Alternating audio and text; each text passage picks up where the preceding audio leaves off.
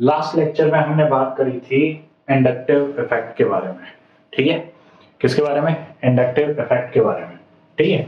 और मुझे लगता है कि शायद आपको एसिडिक स्ट्रेंथ देखने में अभी भी थोड़ी बहुत दिक्कत आ रही होगी, या शायद आपको कंसेप्ट समझ में ना आया हो कि हमने वो नेगेटिव चार्ज की स्टेबिलिटी क्यों देख रहे थे। ठीक है, तो देखो पहले मैं एसिड के बारे में बता देता हूँ जो हमने लास्ट लेक्चर में बात करी थी, ठीक है। तो एसिड में हम नेगेटिव चार्ज की स्टेबिलिटी क्यों देख रहे थे भाई? जितना ज्यादा नेगेटिव चार्ज स्टेबल होगा उतना ज्यादा कंपाउंड जो है वो एसिडिक कहलाएगा। तो उसका रीजन क्या था? तो उसका रीजन ये है कि आप जानते हो कि मान लो HA कोई एसिड है, ठीक है। HA कोई एसिड है। अब जैसे ही एसिड जो है वो क्या करेगा, H प्लस डोनेट करके और A माइनस बनेगा, ठीक है। और जैसे ये क्या है, आपका एसिड है, ठीक है। और ये क्या कहलाएगा, आपका कॉन्जुगेट बेस। ये क्या कहलाएगा, आपका कॉन्जुगेट बेस, ठीक है। अब अगर ये कॉन्जुगेट बेस ज्यादा स्टेबल रहेगा, इसकी स्टेबिलिटी ज्यादा रहेगी, तो ये एसिड फटाफट H प्लस डोनेट करना चाहेगा। क्या है कि अगर ये एसिड जो है H प्लस फटाफट कब डोनेट करेगा, जब इस A माइनस यानी कि कॉन्जुगेट बेस की स्टेबिलिटी ज्यादा होगी। अगर इस कॉन्जुगेट बेस की स्टेबिलिटी ज्यादा होगी तो ये HF फटाफट अपना H प्लस डोनेट करेगा, और जो एसिड अपना H प्लस जितना जल्दी डोनेट करता है, ठीक है, या जितना ज्यादा से ज्यादा डोनेट करता है, तो वो जो कंपाउंड है वो क्या कहलाता है, एसिडिक कंपाउंड, ठीक है। और एसिडिक कंपाउंड तो क्या कहलाता है, वो उतना ही ज्यादा स्ट्रॉन्ग एसिड कहलाएगा, ठीक है। तो इसीलिए हम जो भी माइनस वाला कंपाउंड था उसकी स्टेबिलिटी चेक कर रहे थे। जो जितना ज्यादा स्टेबल होगा तो वो रिएक्शन उतनी ज्यादा फॉरवर्ड डायरेक्शन में होगी और उतना ज्यादा ही H प्लस रिलीज कर रहा होगा, तो इसीलिए वो जो कंपाउंड है वो उतना ज्यादा ही एसिडिक होगा, ठीक है। तो आई थिंक इस बात को लेकर आपको लास्ट लेक्चर की बात समझ में आ गई होगी, ठीक है। तो अब हम बात करते हैं कॉन्जुगेट बेस के बारे में, ठीक है। अब हमें बेसिक स्ट्रेंथ किस तरीके से देखनी है, सॉरी कॉन्जुगेट बेस नहीं, कॉन्जुगेट एसिड वगैरह हमें देखना पड़ेगा। और हमें अब देखना है कि हम बेसिक स्ट्रेंथ जो है वो कैसे कंपेयर करते हैं, यानी कि इंडक्टिव इफेक्ट जो है हमें बेसिक स्ट्रेंथ को देखने में किस तरीके से हेल्प करता है। तो अब हमें कंपैरिजन करना है बेसिक स्ट्रेंथ को लेकर। किसके बारे में? बेसिक स्ट्रेंथ को लेकर। तो देखो इसमें भी मैं पहले आपको वही बेस और कंजुगेट एसिड के एग्जांपल से समझा देता हूं ताकि आपको पता रहे कि हमें कंपैरिजन किस तरीके से करना है, ठीक है। तो देखो मान लो कि ये NH3 है एक, ठीक है। और NH3 आप अच्छे से जानते हो कि एक क्या है, लुईस बेस कहलाता है। लुईस बेस कहलाता है, ठीक है। क्या कहलाता है? Lewis base. अब ये जो लुईस बेस है ये क्या करेगा, अपना लोन पे डोनेट करेगा H प्लस को। भाई जो बेस है वो किसके साथ रिएक्ट करने जाएगा, H प्लस के साथ। और यहां से क्या बनेगा, अमोनियम आयन। क्या बनेगा? अमोनियम आयन, ठीक है। अब ये बेस है और ये क्या है, ये है कॉन्जुगेट एसिड।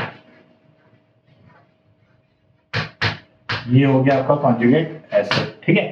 अब जितना ज्यादा स्टेबल कॉन्जुगेट एसिड होगा, जितना ज्यादा स्टेबल कॉन्जुगेट एसिड होगा उतना ही ज्यादा ये अच्छा बेस होगा, ठीक है। तो जितनी ज्यादा स्टेबिलिटी कॉन्जुगेट बेस की होगी, ये जो लुईस बेस है, ठीक है, वो उतना ज्यादा ही बेसिक कहलाएगा। तो यानी कि यहाँ पर हमें देखना है कि जो भी बेसिक कंपाउंड है या जो भी कंपाउंड है वो बेसिक स्ट्रेंथ देखने के लिए हमें क्या देखना पड़ेगा कि वो अपने लोन पेयर जो है वो कितनी बेटर वे में या कितनी फटाफट जो है वो डोनेट कर सकता है, यानी कि लोन पेयर जो है वो कितना जल्दी डोनेट कर सकता है। क्लियर है? तो मान लो कोई Z एटम है, ठीक है। कौन सा एटम है? Z एटम है, ठीक है। वो जुड़ा हुआ है किसी बेसिक कंपाउंड के साथ।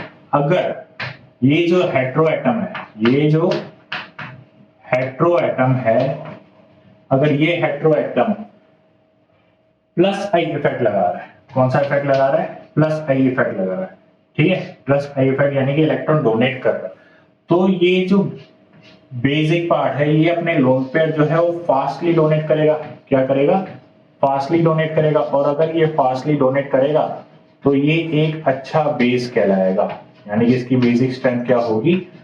अच्छी होगी। आ रही बात समझ में?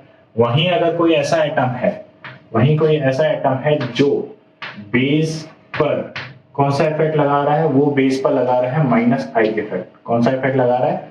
माइनस आई इफेक्ट, यानी कि वो उससे इलेक्ट्रॉन खींच रहा है। अगर वो उससे इलेक्ट्रॉन खींच रहा है, माइनस आई इफेक्ट लगा रहा है, तो जो लोन पेयर है वो डोनेट नहीं हो पाएंगे, ठीक है, नहीं हो पाएंगे या देरी से होंगे, या जो उनकी लोन पे डोनेटिंग टेंडेंसी है वो कम हो जाएगी।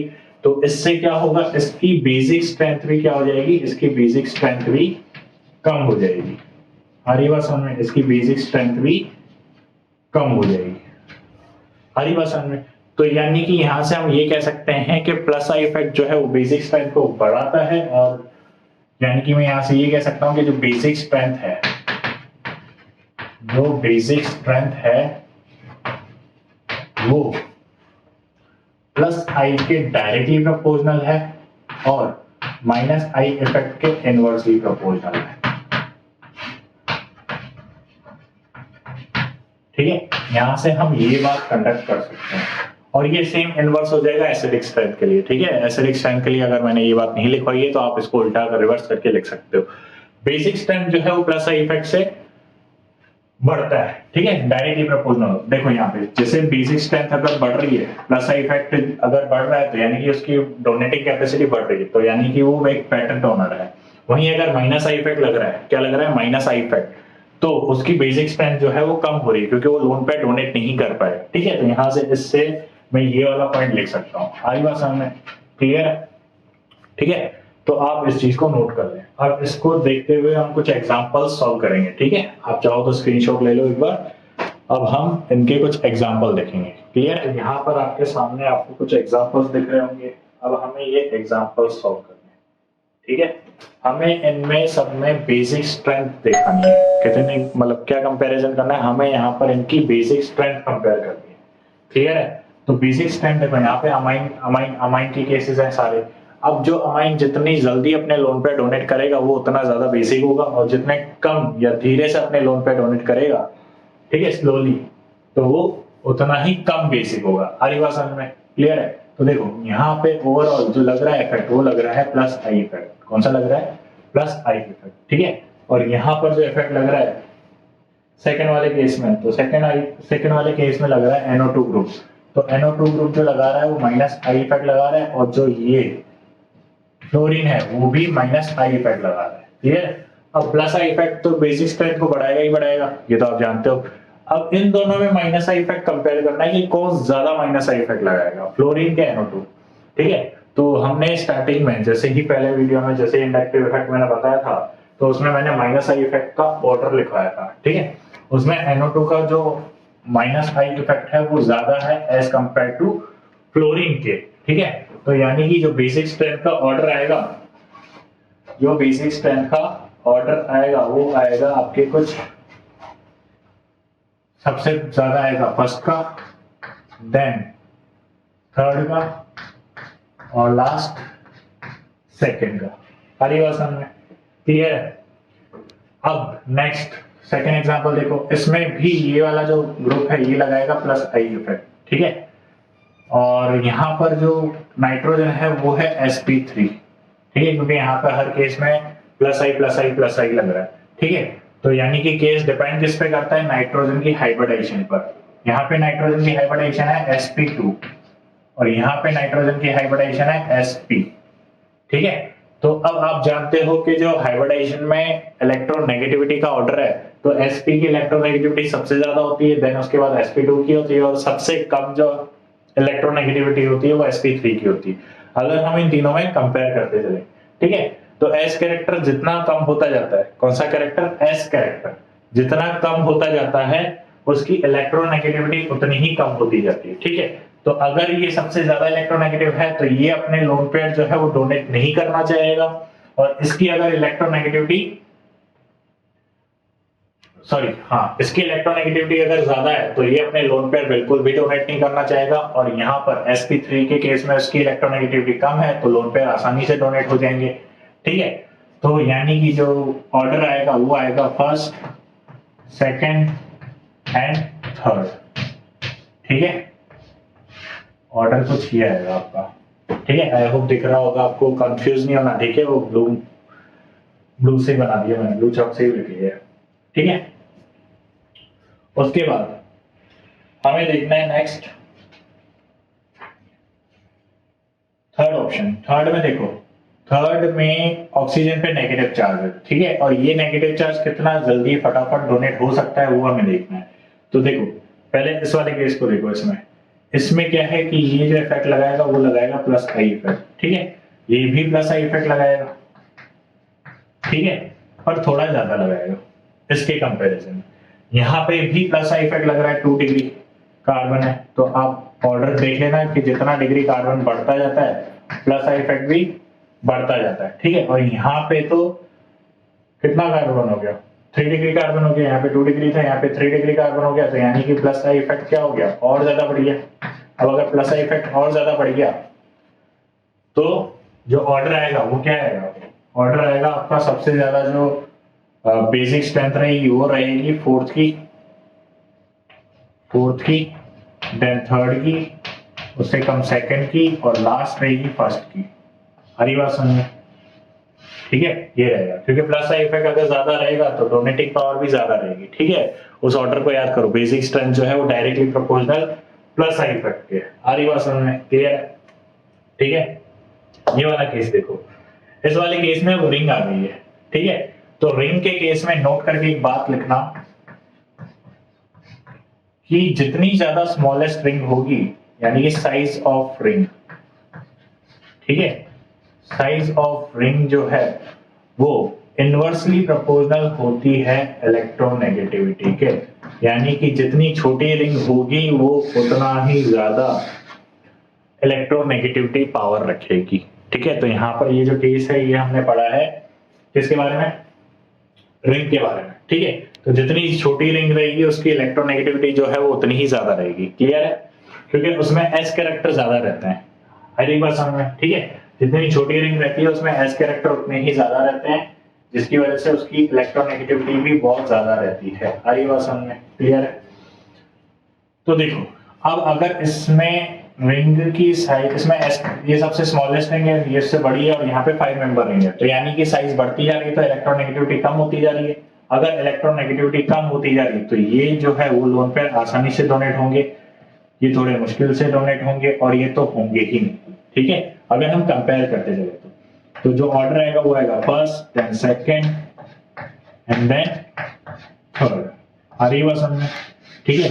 समझ में नहीं आई ये वाली बात तो एक बार रिवाइंड करके देखो, क्योंकि सबसे बेटर वे में मैं बहुत बेटर वे में इस चीज को समझा। साइज ऑफ रिंग जो है, मतलब रिंग की साइज पे इलेक्ट्रोनेगेटिविटी डिपेंड करती है, जितनी छोटी रिंग होगी इलेक्ट्रोनेगेटिविटी उतनी ज्यादा होगी, और अगर इलेक्ट्रोनेगेटिविटी ज्यादा होगी तो वो लोन पे डोनेट नहीं करेगा। आ रही बात समझ में, क्लियर है। तो इस बात को समझ के एक बार अच्छे से खुद से ट्राई करना, ठीक है। इसके बाद चलते हैं नेक्स्ट फिफ्थ वाले क्वेश्चन में। अब फिफ्थ वाले क्वेश्चन में नेगेटिव चार्ज है, ये नेगेटिव चार्ज जितना जल्दी डोनेट हो जाएगा वो उतना ज्यादा बेसिक स्ट्रेंथ रहेगी उसकी, क्लियर है। तो कार्बन, नाइट्रोजन, ऑक्सीजन और फ्लोरीन, इलेक्ट्रोनेगेटिविटी कंपेयर करते चलो तो इलेक्ट्रोनेगेटिविटी क्या हो रही है, इलेक्ट्रोनेगेटिविटी बढ़ती जा रही है। अगर इलेक्ट्रोनेगेटिविटी बढ़ती जाएगी तो लोन पेयर की डोनेटिंग कैपेसिटी क्या होगी, लोन पेयर की डोनेटिंग कैपेसिटी कम होती जाएगी। अगर लोन पेयर की डोनेटिंग कैपेसिटी कम होती जा रही है तो बेसिक स्ट्रेंथ भी कम होती जा रही है। आ रही बात समझ, तो यानी बेसिक स्ट्रेंथ जो आएगी वो कुछ इस तरीके से आएगी इसकी, क्लियर है। उसके बाद फ्लोरीन, क्लोरीन, ब्रोमीन, आयोडीन, तो यहाँ पे तो क्या ही कहना, बेसिक स्ट्रेंथ जो है इलेक्ट्रोनेगेटिविटी अगर कम होती जा रही है तो बेसिक स्ट्रेंथ बढ़ती जा रही है, तो बेसिक स्ट्रेंथ जो आएगी वो ये कुछ इस तरीके से आएगी। आई होप आपको इसमें कोई डाउट नहीं आया होगा। अगर आपको ये स्टार्टिंग के कुछ समझ में आ गए तो इन दोनों में कोई डाउट नहीं होगा, ठीक है। सारा कंपैरिजन जो सारा खेल है वो इलेक्ट्रोनेगेटिविटी का, ठीक है। अगर आपको इलेक्ट्रोनेगेटिविटी कंपेयर करना आती है तो आप बेसिक स्ट्रेंथ बिना किसी गलती के आसानी से कंपेयर कर सकते हो, ठीक है। तो आगे बात करते हैं एक्वस अमाइन के बारे में, ठीक है। तो अब हम किसके बारे में बात करेंगे, एक्वस अमाइंस के बारे में, ठीक है। देखो अब तक हमने जो नॉर्मल बेसिक स्ट्रेंथ कंपेयर करी है वो नॉर्मल सिंपल फेज में बात करी है, ठीक है। अब हम अमाइन की ही बेसिक स्ट्रेंथ कंपेयर करने वाले हैं, वो भी किस फेज में, एक्वस फेज में। अब इसका मतलब ये है कि जो अमाइन जो कंपाउंड है या जो भी मॉलिक्यूल है वो हमने किसी एक्वस सॉल्वेंट के अंदर घोल रखा है, तो इससे क्या फर्क पड़ता है। तो एक्वस सॉल्यूशन जो भी टाइप का आपने यूज किया, अब पहली चीज तो एक्वस सॉल्यूशन किस टाइप का इस बात पर डिपेंड करती है उसकी बेसिसिटी, ठीक है। तो देखो इस चीज को मैं थोड़ा अच्छे से समझाने की कोशिश करता हूँ। तो ध्यान से देखो, amines show basic strength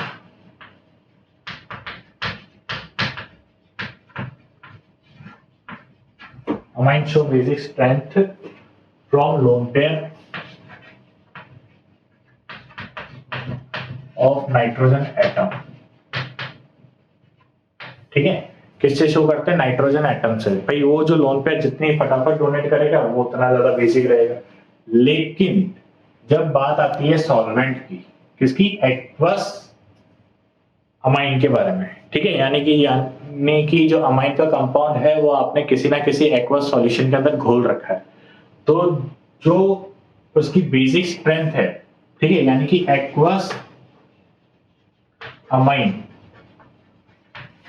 basic strength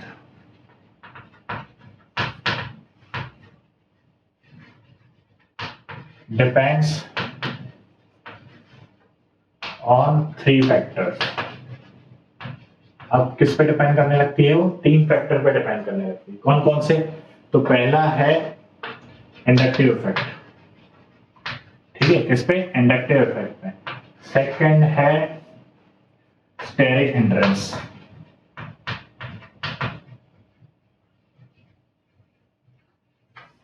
ठीक है, स्टेरिक हिंड्रेंस। और थर्ड फैक्टर है हाइड्रेशन एनर्जी।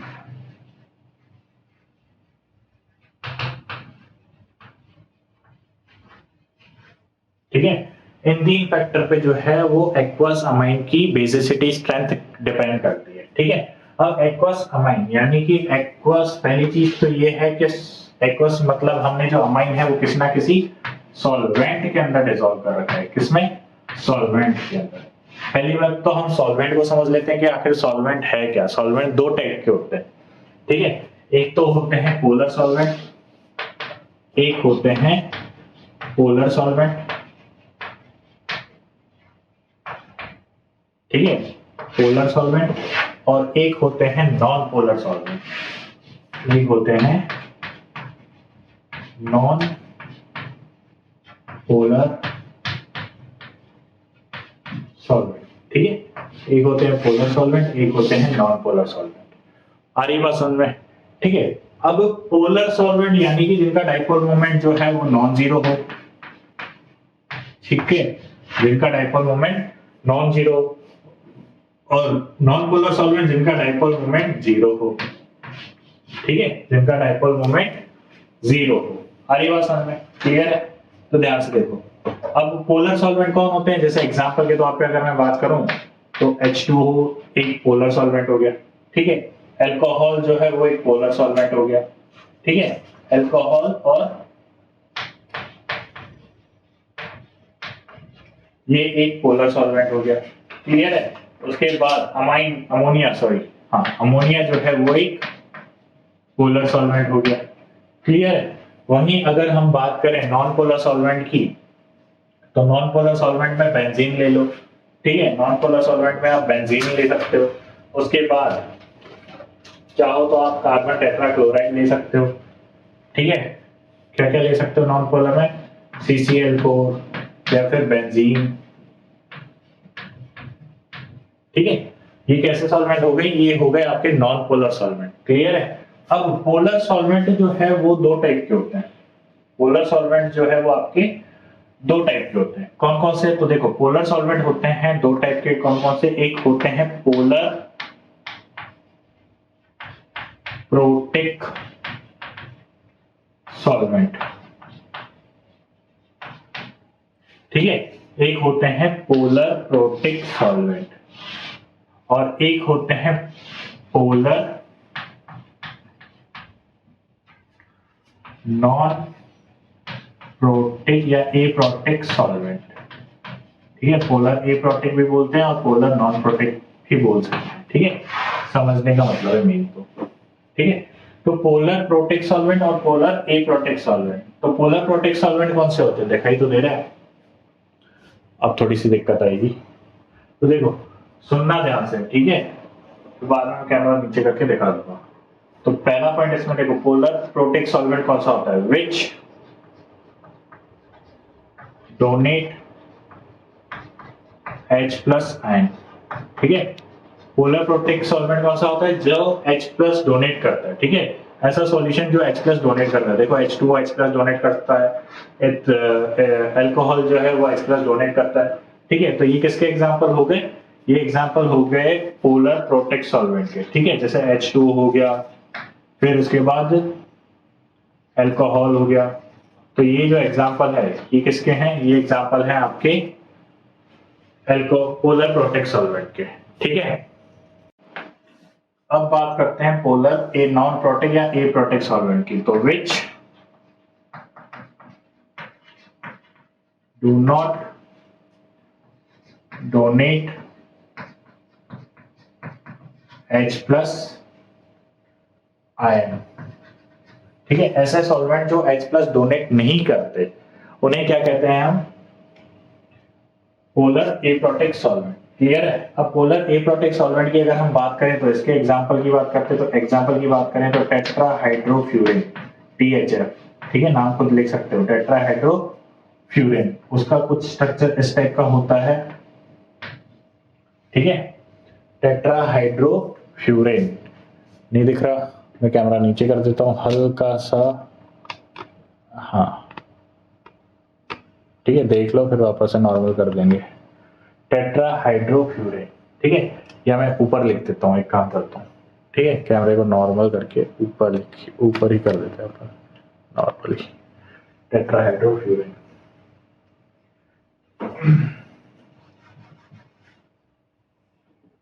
तो एग्जांपल मैं यहाँ ऊपर बना देता हूँ ब्लू चॉक से, टेट्राहाइड्रोफ्यूरिन THF। ये किसके एग्जांपल है, पोलर नॉन प्रोटिक है। तो टेट्राहाइड्रोफ्यूरिन होता है कुछ ऐसा। ठीक है, ये हो गया टेट्राहाइड्रोफ्यूरिन। उसके बाद दूसरा एग्जांपल है DMSO, डाइमेथाइल सल्फोक्साइड। ठीक है, डाइमेथाइल सल्फोक्साइड, तो यानी कि ये हो गया आपका सल्फोक्साइड और ये हो गया आपका डाइमेथाइल। ठीक है, तो ये आपका एग्जांपल हो गया पोलर नॉन प्रोटिक का। ठीक है, तो आप जानते हो कि H2O जो है वो H प्लस आसानी से डोनेट कर सकता है। ठीक है, H2O की अगर हम बात करें तो H2O आप जानते हो कि H2O जो है वो डिसोसिएट होकर H प्लस और OH माइनस देगा। ठीक है, वहीं अगर हम अल्कोहल की बात करें तो अल्कोहल भी आप अच्छे से जानते हो कि अल्कोहल भी डिसोसिएट होके क्या देगा, H प्लस देगा।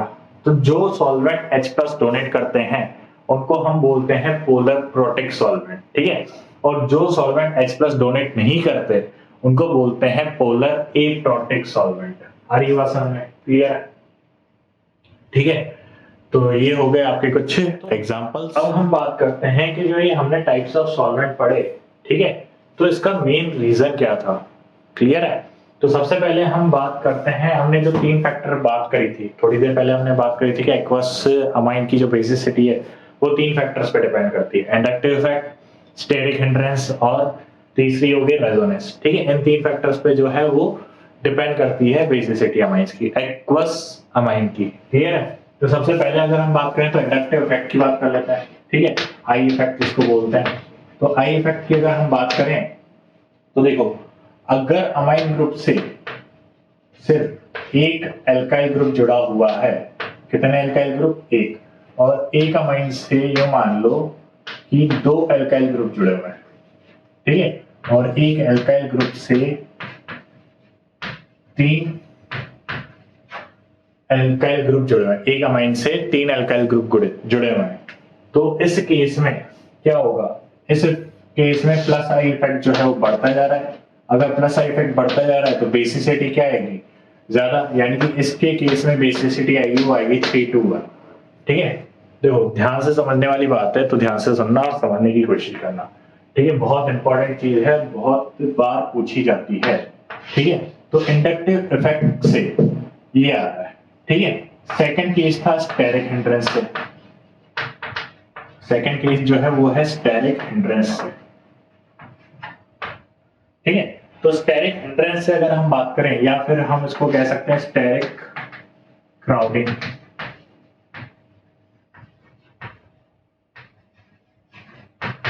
क्या कह सकते हैं, स्टेरिक क्राउडिंग।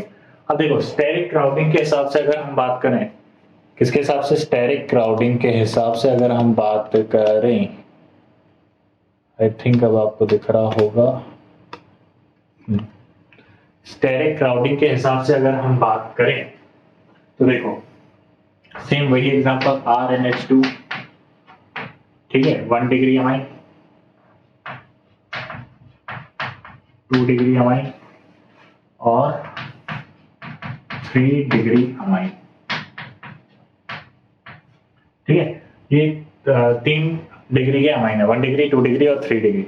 अब हम जानते हो कि 3 डिग्री अमाइन में जो क्राउडिंग है वो ज्यादा होगी, 2 डिग्री में थोड़ी कम होगी और 1 डिग्री में क्राउडिंग बिल्कुल ही कम होगी। तो जो H+ आएगा, ठीक है, या जो ये लोन पेयर एक्सेप्ट करने के लिए जो मॉलिक्यूल आएगा, तो उसको 3 डिग्री में बहुत ज्यादा स्टेरिक फील करना पड़ेगा, ठीक है, उसको आने में बहुत ज्यादा दिक्कत फील हो रही होगी। और वहीं 1 डिग्री की अगर हम बात करें तो उसमें स्टेरिक क्राउडिंग बहुत ज्यादा कम होगी, तो वहां पे ये अपने लोन पेयर बहुत आसानी से डोनेट कर सकता है। तो यानी कि अगर हम लेफ्ट टू राइट मूव करते हैं तो स्टेरिक हिंड्रेंस क्या हो रहा है, स्टेरिक हिंड्रेंस बढ़ रहा है, स्टेरिक हिंड्रेंस क्या हो रहा है, स्टेरिक हिंड्रेंस इंक्रीज हो रहा है।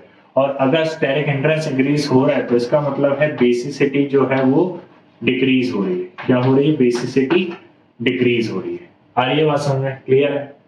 ये केस हो गया किसका, स्टेरिक हिंड्रेंस का, ठीक है। अब तीसरे केस की तरफ चलते हैं।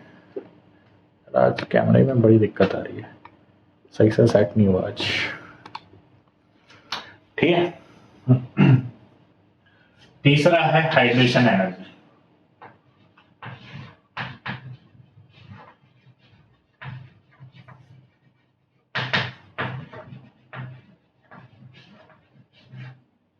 तीसरा है हाइड्रेशन एनर्जी। अब हाइड्रेशन एनर्जी की अगर हम बात करें तो 1 डिग्री अमाइन की बात करते हैं, ठीक है, फिर 2 डिग्री की बात करेंगे, जाहिर सी बात है, और लास्ट में हम बात करेंगे 3 डिग्री की, इसकी, ठीक है। ये 3 डिग्री क्या हो गए, अमाइंस हो गए, क्लियर है। अब इधर देखो, एक काम करते हैं, कि लोन पेयर्स को मैं यहां बना देता हूं ताकि मुझे समझाने में दिक्कत नहीं आएगी। ये हो गया 3 डिग्री अमाइन, क्लियर है।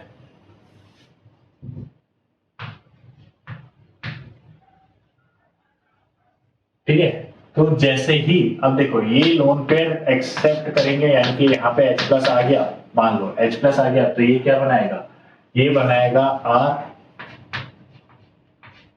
RH H और H+, ठीक है। ये क्या बनाएगा अब देखो प्लस, तो यहां से अब इस पे देखो, यहां से OH2 जुड़ने लगेंगे, यहां से OH2 जुड़ने लगेंगे, यहां से OH2 जुड़ने लगेंगे, ठीक है। मान लेते हैं ये जो एक्वा सॉल्यूशन आया है, ये किस में से आया है, ये आया मतलब जो अमाइन का एक्वा सॉल्यूशन है, ये आपने डाला है पानी के अंदर, किसके अंदर, पानी के अंदर। तो जैसे ही एसिडिक वाटर मान के चलते हैं, ठीक है, कि ये जो अमाइन का जो मॉलिक्यूल है आपने एसिडिक वाटर के अंदर डाला है, ठीक है, तो एसिड वाला पार्ट तो इसका क्या कर देगा, प्रोटोनेशन। और वाटर जाहिर सी बात है पोलर सॉल्वेंट है, पोलर सॉल्वेंट है तो ऑपोजिट चार्ज की तरफ से जाके अट्रैक्ट होने लगेगा, तो यानी कि इस पे पॉजिटिव चार्ज है तो वाटर अपने नेगेटिव चार्ज की तरफ से, यानी कि ऑक्सीजन की तरफ से इसकी तरफ क्या होने लगेगा, अट्रैक्ट होने लगेगा। तो देखो 3 हाइड्रोजन है तो 3 ऑक्सीजन के मॉलिक्यूल जो है, सॉरी ऑक्सीजन के एटम, वाटर के मॉलिक्यूल के ऑक्सीजन एटम जो है वो इसकी तरफ अट्रैक्ट होने लगेंगे, ठीक है, जिसकी वजह से क्या होगी, हाइड्रेशन एनर्जी रिलीज होगी। तो 3 मॉलिक्यूल आ रहे हैं, तो यानी कि इस केस में हाइड्रेशन एनर्जी जो है वो मैक्सिमम रहेगी, ठीक है। हाइड्रेशन एनर्जी मैक्सिमम कैसे है अभी आपको पता चल जाएगा, ठीक है। अब जितनी ज्यादा हाइड्रेशन एनर्जी रहेगी उतना ज्यादा स्टेबल जो है वो कॉन्जुगेट एसिड रहेगा, ठीक है, एसिड ही बन रहा है, ये लोन पे डोनेट करके क्या बन रहा है, कॉन्जुगेट एसिड। तो जितनी ज्यादा हाइड्रेशन एनर्जी उतनी ज्यादा स्टेबल कॉन्जुगेट एसिड। हरी वसन में इस वाले केस में प्रोटोनेशन होके क्या बनेगा,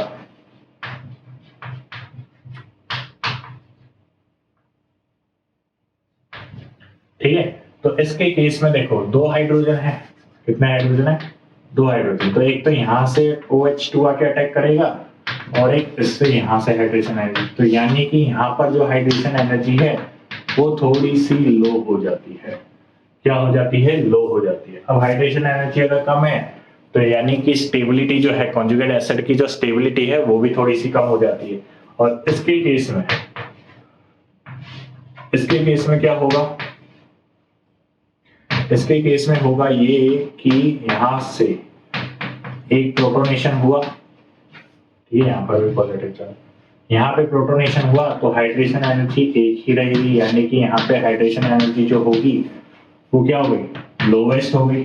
यहाँ पे अगर हाइड्रेशन एनर्जी लोवेस्ट हो गई तो यानी कि इसकी स्टेबिलिटी और भी ज्यादा कम हो गई। तो इसके केस में अगर मैं बेसिक स्ट्रेंथ कंपेयर करूं, किसके केस में?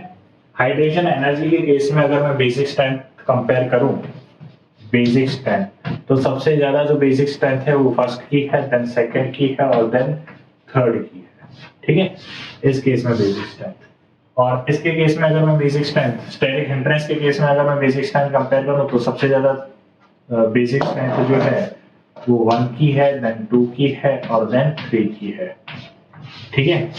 और आई इफेक्ट से कंपेयर करें तो बेसिक स्ट्रेंथ जो है वो 3, 2, 1 है। तो देखो इस और इस केस में यानी कि सेकंड और थर्ड के फैक्टर अगर हम लगाएं तो बेसिक स्ट्रेंथ हमारी कुछ ये आ रही है। वहीं अगर हम इंडक्टिव इफेक्ट के हिसाब से देखें तो रिवर्स आ रही है जस्ट। तो अब हम किसको प्रायोरिटी दें, ठीक है। तो अब इस केस में हम बेसिक स्ट्रेंथ जो है वो किस केस से कंपेयर करें, किस हिसाब से कंपेयर करें? तो इस केस में हम कंबाइन ऑर्डर लगाते हैं। क्या लगाते हैं? Combine order. अब कंबाइन ऑर्डर का मतलब क्या है, तो उसके लिए मुझे बोर्ड रब करना पड़ेगा, तो मैं थोड़ी देर के लिए वीडियो स्टॉप कर देता हूं। कंबाइन ऑर्डर के हिसाब से हम बेसिक स्ट्रेंथ कैसे निकालते हैं? एक्वस की, ठीक है, पोलर प्रोटेक्ट सॉल्वेंट में, ठीक है। तो कंबाइन ऑर्डर कंपेयर करते हैं हम,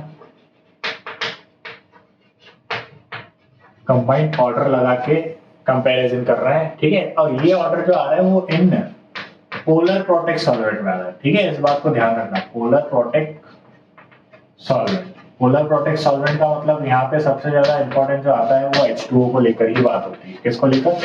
H2O को लेकर, ठीक है। अगर आपने अमाइन जो है वो अमोनिया जो है H2O के अंदर घोल रखी है तो उस केस में आपकी बेसिक स्ट्रेंथ क्या रहेगी, ठीक है। तो अभी हमने बात कही थी कि इंडक्टिव इफेक्ट में जो ऑर्डर आता है वो 3 डिग्री, 2 डिग्री, 1 डिग्री आता है, स्टेरिक में 1 डिग्री, 2 डिग्री, 3 डिग्री आता है, और हाइड्रेशन के कंपैरिजन में भी अगर हम बात करते चले तो 1 डिग्री, 2 डिग्री और 3 डिग्री आता है, ठीक है, ऑर्डर की बात अगर हम करते चले, ठीक है।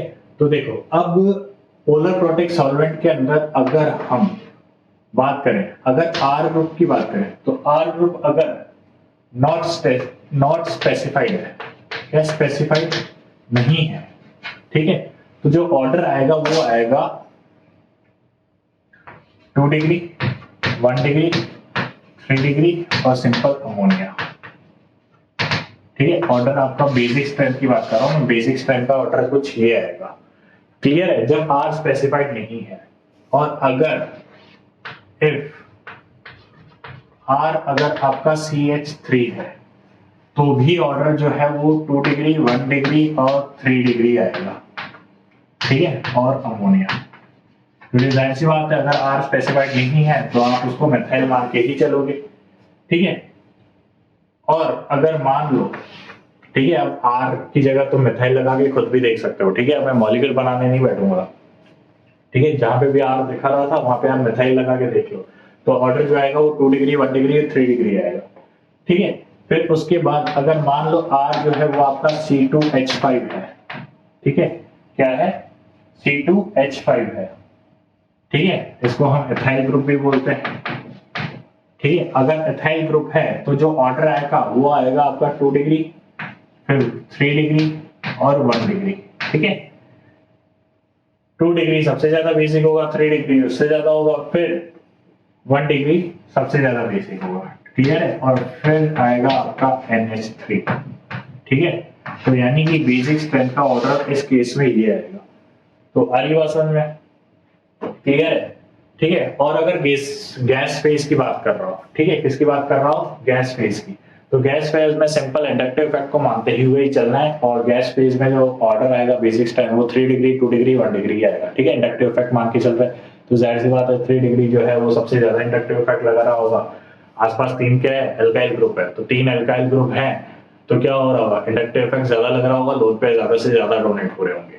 और ये बात समझ में, तो गैस फेज में हमें जो सिंपल सा कंसेप्ट लगाना है, ये जो कंबाइंड ऑर्डर वाला इफेक्ट है ये हमें एक्वस सॉल्यूशन के अंदर लगाना है, और वो भी कौन से में, पोलर प्रोटिक सॉल्वेंट के अंदर। इसमें पोलर प्रोटिक सॉल्वेंट के अंदर ये वाला केस लगाना है। और ये बात समझ में क्लियर है? तो ये थी इंडक्टिव इफेक्ट में बेसिक स्ट्रेंथ की बात, क्लियर है? नेक्स्ट जो हमारा कंसेप्ट रहेगा वो रेजोनेंस को लेकर रहेगा, ठीक है? थोड़ी सी डीप बातें होंगी रेजोनेंस, और रेजोनेंस बहुत ज्यादा इंपॉर्टेंट टॉपिक है, ठीक है? तो इसीलिए नेक्स्ट वीडियो का वेट करें, और वो आपको तब पता चलेगा कि नेक्स्ट वीडियो कब आया, तो जब आपने चैनल को सब्सक्राइब कर रखा होगा और बेल आइकन को प्रेस कर रखा होगा, ठीक है? तो नेक्स्ट वीडियो बहुत ज्यादा इंटरेस्टिंग है, और ये वाला जो आज का वीडियो था वो बहुत ज्यादा इंपॉर्टेंट था।